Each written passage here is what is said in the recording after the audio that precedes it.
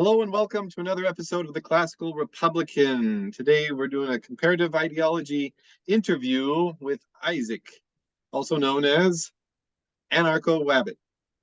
So thank you for joining me today.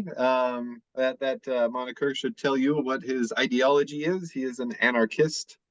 And we're going to start off with the first question. What is your ideal government? My ideal form of government is no government. It should be pretty obvious based on the name of anarchism. Comes from the Greek word for government or rule, and no, which is I can't remember the root word all of a sudden, but Greek word meaning no rulers, essentially. Um, Not a fan of government. Don't like that. All right. What is your end goal and how will you achieve it? And if you have any idea of how long that will take. Well, the end goal, it kind of varies between different kinds of anarchists. Myself, I tend to align more with the anarcho-communist camp, which I know you've done an interview with an anarcho-communist on the show. So anyone who has seen that video will probably get similar answer here, but me, I tend more to more obscure form of anarcho-communism. Um, and I know you're going to ask more about it later, so I'll say the details on that for later. But my end goal society would be no state, no government, no capitalism, things like that. People living in harmony together through mutual aid transactions and voluntary association and things like that. Um, as far as how to get there, a lot of different ways. We have people who believe in syndicalism, where the unions in the workplaces will gradually take the power away from the bosses and collectivize the workplaces. There are insurrectionary anarchists who think that um, irregular warfare against the government is the right solution. There are some people who don't believe in violence at all, who think peaceful protest is the way to get to it. Um, I don't have any specific way that I would, um, say that is the way to do it. I think there are lots of different ways that these things can be done, and I tend to endorse diversity of tactics, but I sympathize more with the insurrectionary anarchists that don't believe in uh, the one day where the revolution will come. Um, it's more of a irregular type of warfare where you uh, you know take revolution into your own hands rather than waiting for the masses to be ready for it.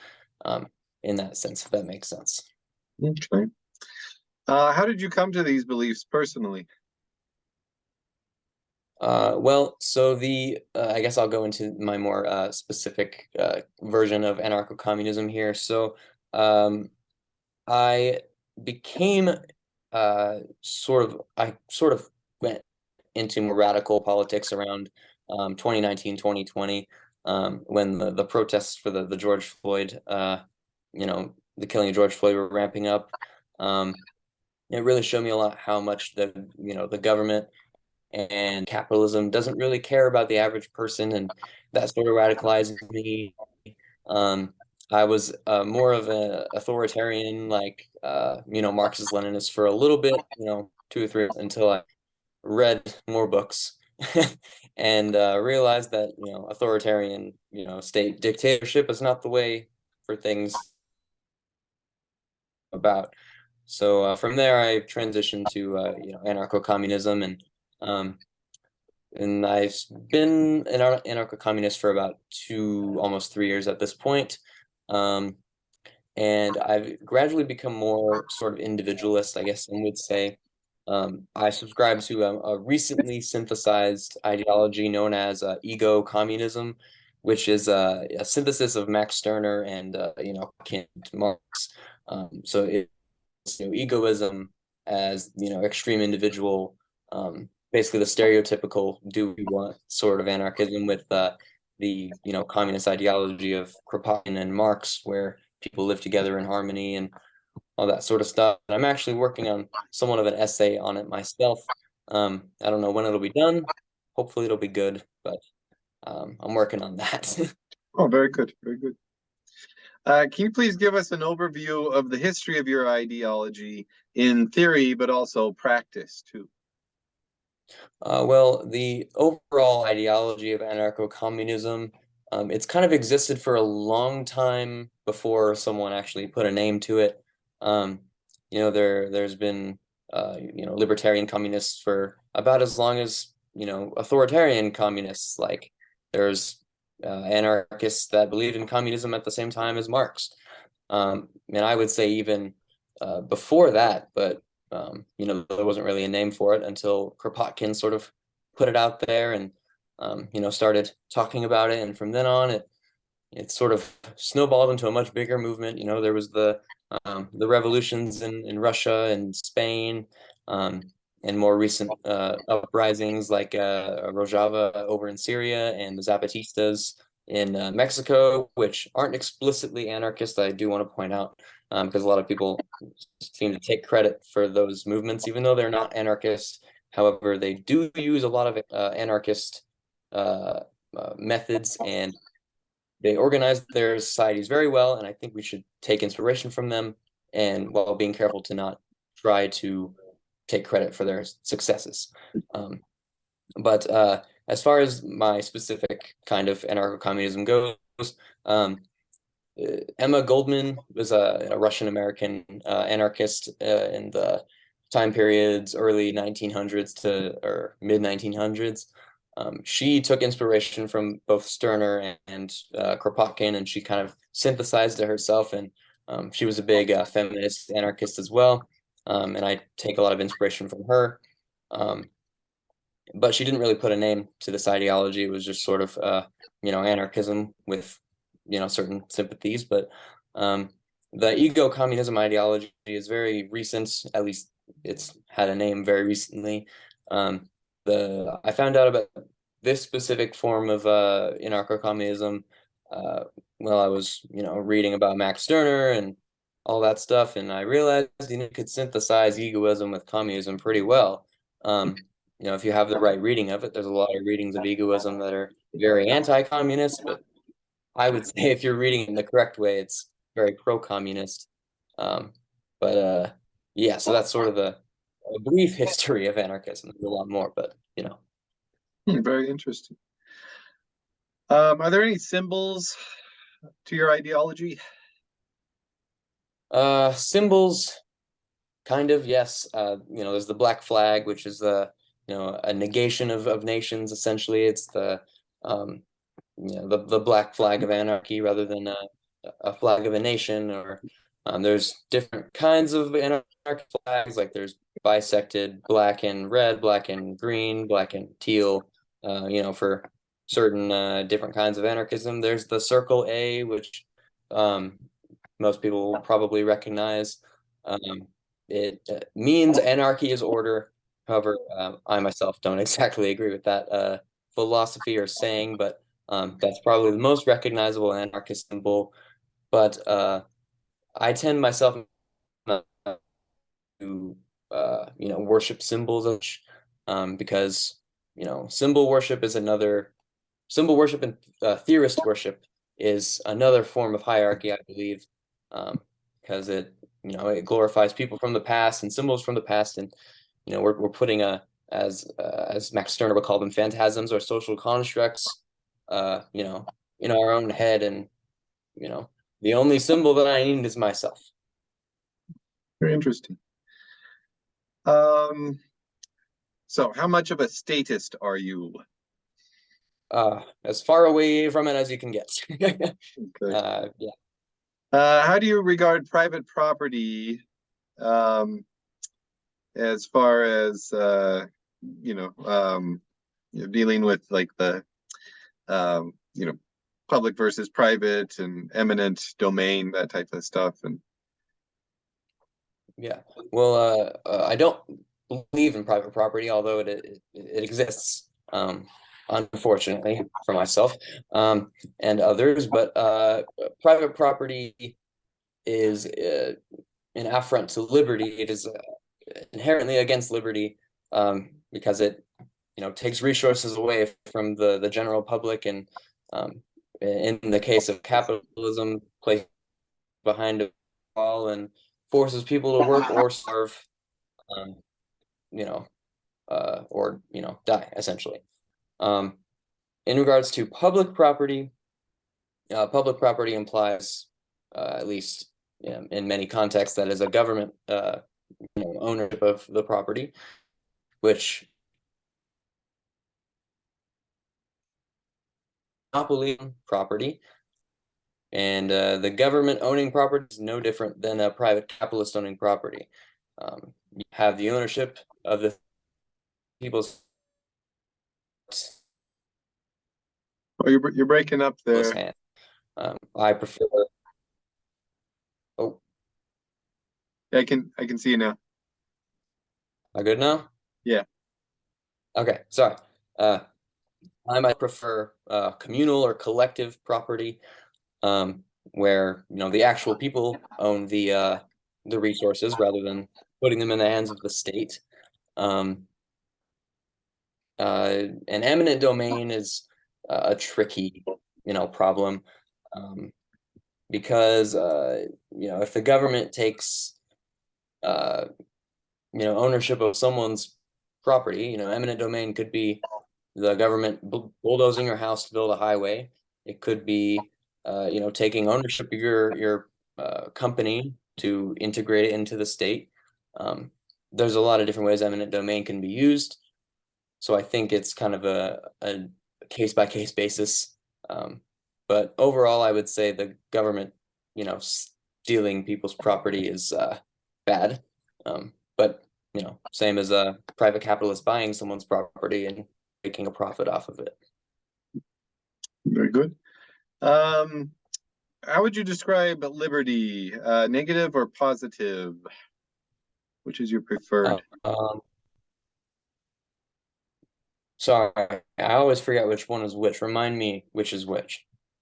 So with negative, you have well, I also like to ask for non-interference versus non-domination.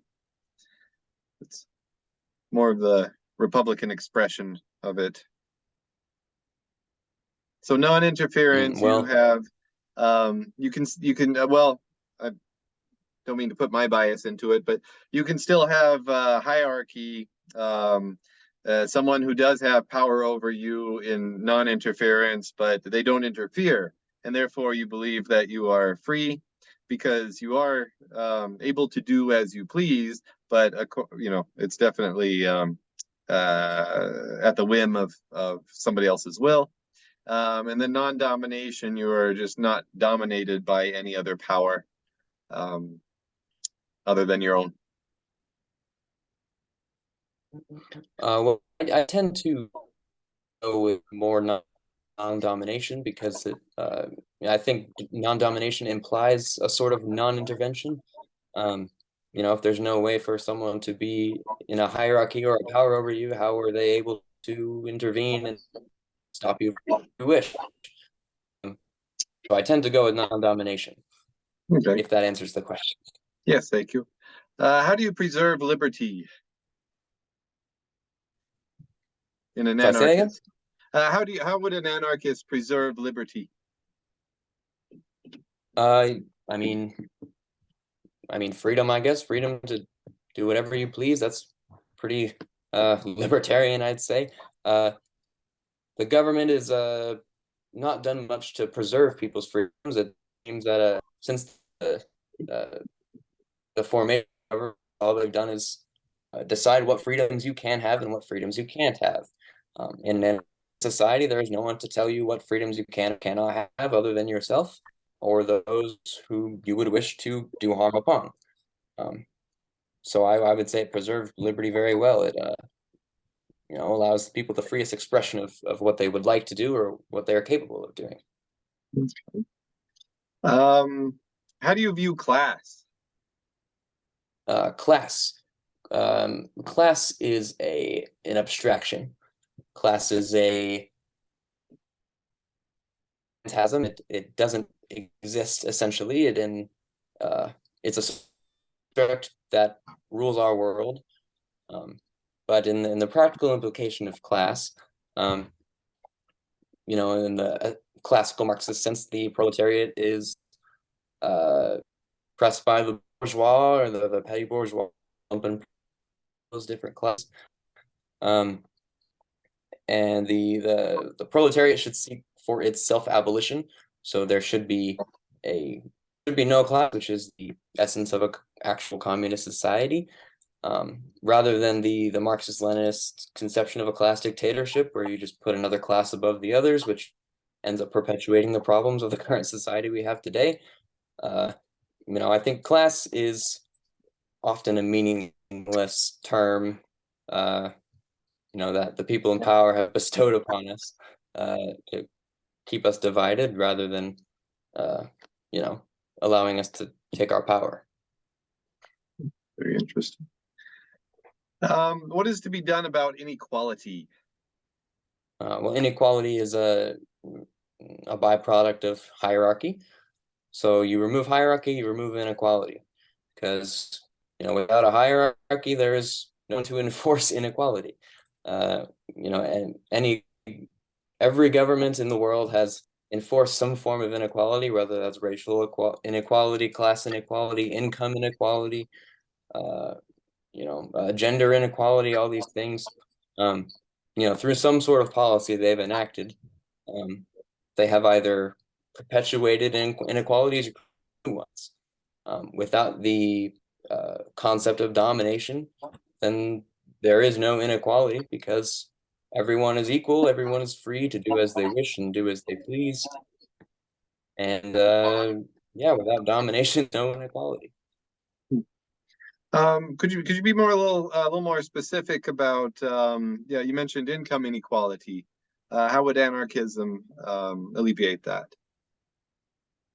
There are obviously different kinds of anarchism. There's market anarchism, which kind of seeks to preserve a market or some form of currency.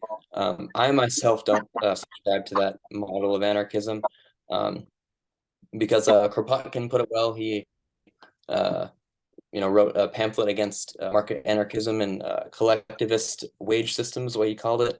The market anarchists or the anarcho-collectivists who seek to preserve a wage system would rather pay people in labor notes, denoting hours worked rather than a wage. But Kropotkin destroyed that in a very good article that basically summarized the fact that by creating labor notes and paying people a wage labor notes, you are just perpetuating a lot of the problems in capitalist society with a wage system in and of it. To get the solution. Sorry, I wasn't quite done. I think I broke up. No, oh, no worries. The solution would be to get rid of wages and money altogether, and have people be as Marx called it, a free association of free producers, with people. I'm blanking on the quote all of a sudden. From each according to his ability, to each according to his. You work as much as you like, and your needs are, given to you by the community, and everyone lives in harmony, and there's no barriers as to your needs or wants. very good. What are the roles of labor unions? Unions, I like I said before, lots of different kinds of anarchists. Syndicalists think labor unions should be the driving force to bring about a revolution or communism in general. They think the labor union should collectivize their workplaces in a revolution, and establish some sort of worker cooperatives or things like that. I think that sort of philosophy is kind of outdated. a lot of unions have, I wouldn't say a lot of unions, most of the union landscape in America and around the world has lost its revolutionary potential and has effectively been co-opted by the capitalist machine and the reactionary forces that oppose socialism. Um, so while labor unions are a nice thing to have within capitalism, I think they're not, I wouldn't say counterproductive, but um, not needed within a communist society because unions are there to negotiate with the boss. If there's no boss, then what's the need for the unions? I think it's a good thing to get reforms under capitalism, but I don't think it's the way to a revolution or the way to organize society after a revolution. And so my next question, how wedded are you to capitalism? I think you've already answered that. It's very well. Not very at all, not at all. What are your thoughts on majoritarianism? Like, how are our decisions supposed to be made? Obviously, you seem to have to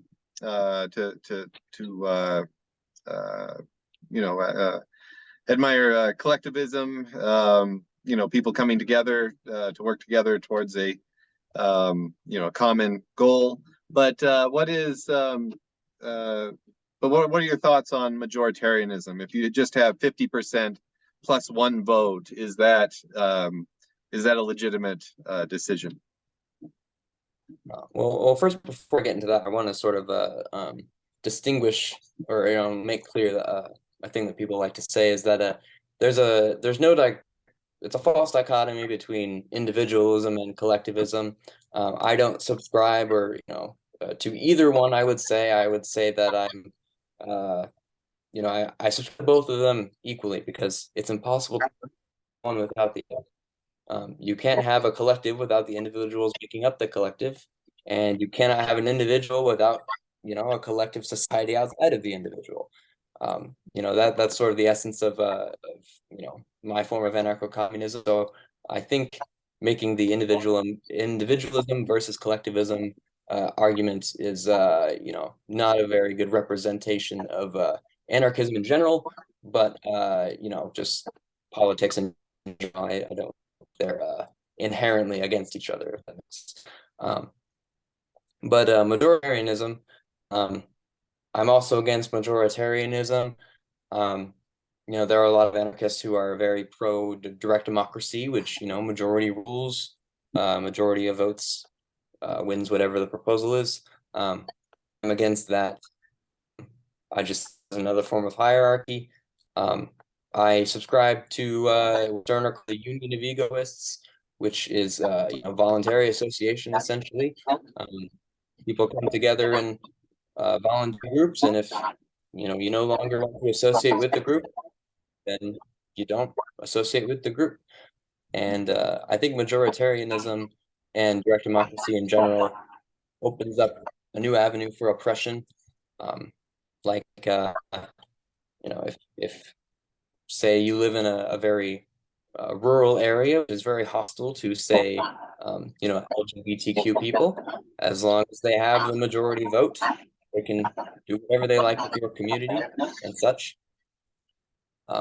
So yeah, I'm against majoritarianism. I'm very for voluntary association instead. Oh, very good. Do you believe that your ideology is ascendant or in decline? Well, ascendant. As Oh, you're breaking up again.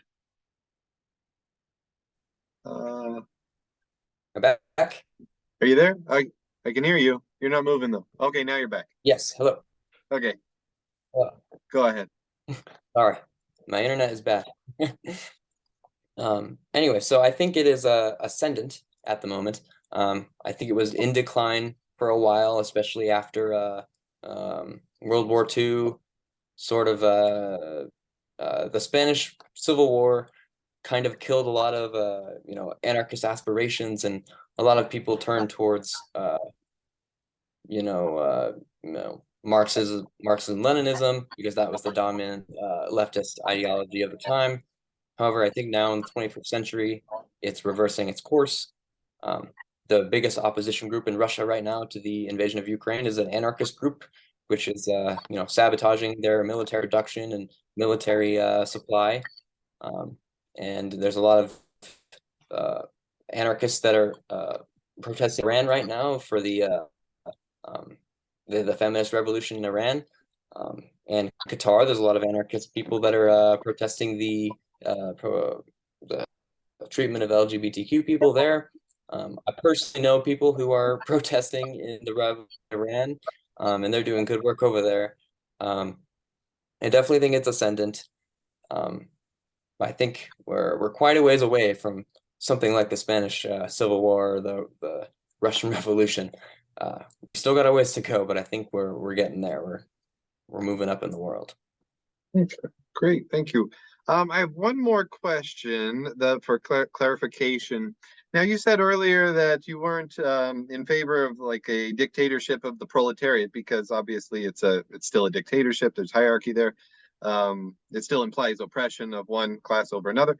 But are you in favor of vanguardism, of a group of people who are going to lead the revolution and into the maybe even into the first stages of a new society, being the leaders of that new society? What are your thoughts on vanguardism? Vanguardism is a Marxist-Leninist idea. Um, um, Vanguardism, because it establishes a party or a group of people who, on behalf of the proletariat, uh, lead the revolution because the proletariat is not educated enough. I think it is kind of inherently classist because you're implying that the general proletariat is not educated enough to, break their chains, I guess. Um, and vanguardism is inherently a statist idea because the vanguard is the one who would take power in the state, which I'm opposed to. I'm opposed to seizing state power, rather, I'm in favor of destroying state power. Um, Not opposed to people who are influential within revolutionary movements having a lot of influence. However, if they are the authority of the revolution, I'm against that. Um, if the distinction makes sense, I guess. Okay. All right. Well, thank you very much. I really appreciated that. Do you have anything No else worries. to say before we finish? Um, yes, I do actually. Sorry, I want to continue the last point a little bit. Oh, yeah, sure. Once I was done talking, I realized there was more. Oh, sorry. The so the the hierarchy of experience, I guess some would say. So some people like to criticize, anarchism or anarchist ideas by saying, "Oh, well, you don't like hierarchy. What if someone who's better at basketball than you, is that a hierarchy?" Um, I mean, that is kind of a fair question because it's kind of a vague, being against hierarchy. What does that mean? Um, and Bogan simplified this the best way. He said the authority of the bootmaker is not an authority I oppose because the bootmaker is an expert at making boots. And if I want to learn how to make boots, I will learn from the bootmaker. And I will voluntarily allow him to teach me how to make boots. I is authority because it is not forced upon me. I voluntarily, respect his authority because he is an authority on the subject of bootmaking. Same goes for basketball. LeBron James is better at basketball. I should oppose LeBron James because he's better at basketball. Just means that I should, when it comes to basketball, listen to LeBron James. So if it's not everyone should be equal, and anyone who is smarter or more should be fought against or something like that. It's more of a if you're enforcing your authority on me, I disagree with it. However, if I voluntarily think that your expertise could benefit me, or if I would like from you, I guess. Okay. But yeah, so that's the last point I wanted to make. But Okay, great.